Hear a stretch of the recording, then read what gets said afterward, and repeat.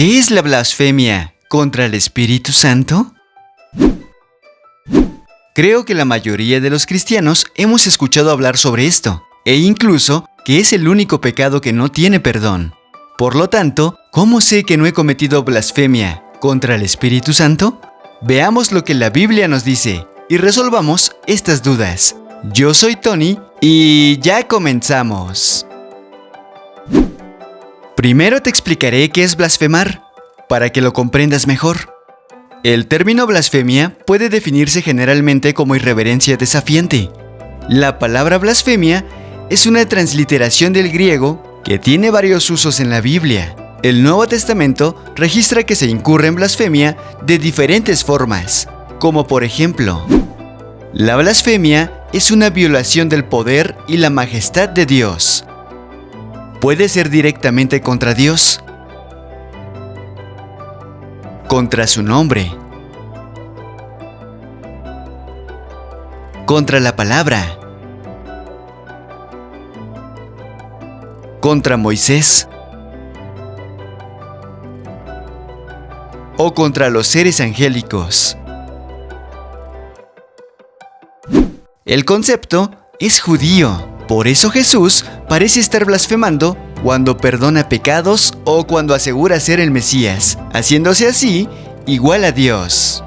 Le respondieron los judíos, diciendo: por buena obra no te apedreamos, sino por blasfemia, porque tú, siendo hombre, te haces Dios. Una vez dicho esto, veamos entonces la blasfemia contra el Espíritu Santo. ¿Qué lo hace diferente? Mateo 12 y Marcos 3 registran el contexto en el que Jesús afirma que no hay perdón para quien blasfeme contra el Espíritu Santo. Entonces fue traído a él un endemoniado, ciego y mudo, y le sanó, de tal manera que el ciego y mudo veía y hablaba, y toda la gente estaba atónita, y decía: ¿será este aquel hijo de David? Mas los fariseos, al oírlo, decían: echa fuera los demonios por Belcebú, príncipe de los demonios. Y Marcos registra la respuesta de Jesús a los fariseos: en verdad les digo que todos los pecados serán perdonados a los hijos de los hombres, y las blasfemias con que blasfemen. Pero cualquiera que blasfeme contra el Espíritu Santo no tiene jamás perdón, sino que es culpable de pecado eterno. Con esta afirmación, Cristo estableció el mandamiento: no blasfemarás contra el Espíritu Santo. La frase «en verdad» introduce la verdad solemne de que hay consecuencias para quienes incumplen este mandato. No tiene jamás perdón, sino que es culpable de pecado eterno. Una lectura cuidadosa de estos pasajes indica que los fariseos no creyeron en los milagros de Jesús, fueron indiferentes, porque ignoraron los milagros realizados. Además, tenían malicia, porque pretendían engañar a la gente al atribuir a Satanás los milagros de Cristo, blasfemando así contra el Espíritu Santo. El resultado inmediato del rechazo público de los fariseos hacia Cristo y el rechazo de Dios hacia ellos se ve en el siguiente capítulo. Jesús, por primera vez, les dijo muchas cosas en parábolas. Los discípulos estaban desconcertados por el cambio de método de enseñanza de Jesús, y Jesús les explicó el uso que él hacía de las parábolas. Porque a vosotros os es dado saber los misterios del reino de los cielos, mas a ellos no les es dado, porque viendo no ven, y oyendo no oyen, ni entienden. Jesús comenzó a cubrir la verdad con parábolas, como resultado directo de la denuncia oficial de los líderes judíos. Ahora, esto que te voy a decir es muy importante. Debemos recordar que tiempo después de este suceso, incluso entre los mismos creyentes, no había un conocimiento generalizado de que existiera el Espíritu Santo. Y por eso, no es de extrañar que los fariseos ignoraran el impacto eterno de sus palabras. ¿Recibieron ustedes el Espíritu Santo cuando creyeron?, les preguntó. No, ni siquiera hemos oído hablar del Espíritu Santo, respondieron. Ante la imprudencia e ignorancia de los fariseos, Jesús revela que el Espíritu Santo es una persona, es Dios, y que el milagro operado fue obra de Él. Hoy podemos ver claramente al Espíritu Santo en toda la Biblia, gracias a la revelación que ella misma hace.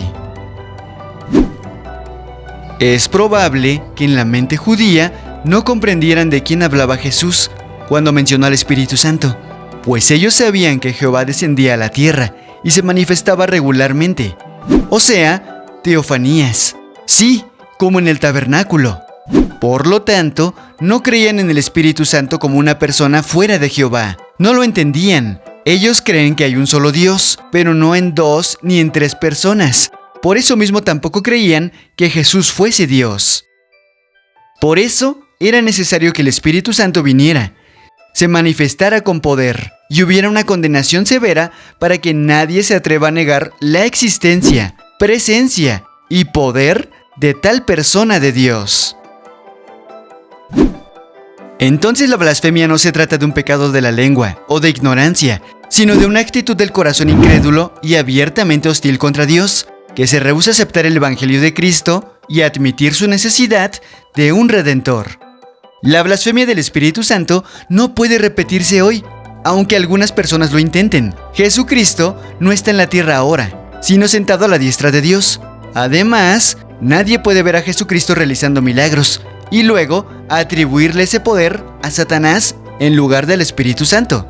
Por lo tanto, si tienes temor de haber blasfemado, pero te has arrepentido y reconoces a Cristo como tu Señor y Salvador, ten la plena certeza de que Dios te ama, te perdonó y desea que estés con Él en la eternidad, puesto que el pecado imperdonable de hoy es el estado de continua incredulidad.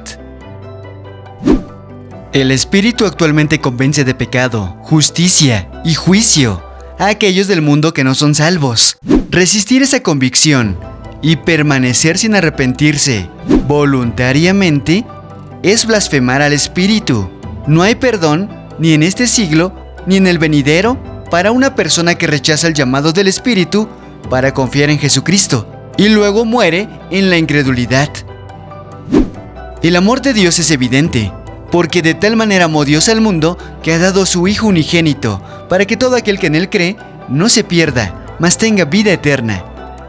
Y la elección es clara. El que cree en el Hijo tiene vida eterna, pero el que rechaza al Hijo no verá la vida, porque la ira de Dios permanece sobre él. Los verdaderos cristianos aceptamos que el Espíritu Santo es una persona de la Trinidad y tiene ministerios asignados por medio de los cuales convence al pecador, lo regenera, lo introduce al cuerpo de Cristo, le da dones y habita en cada creyente. Creemos firmemente que el Espíritu Santo es el Consolador prometido, que estará con nosotros para siempre, nos guía a toda verdad y nos da el poder para testificar al mundo el mensaje salvador y transformador del Evangelio.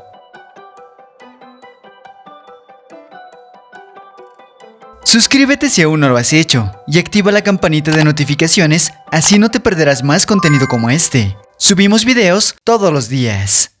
Yo soy Tony y nos vemos hasta el próximo video.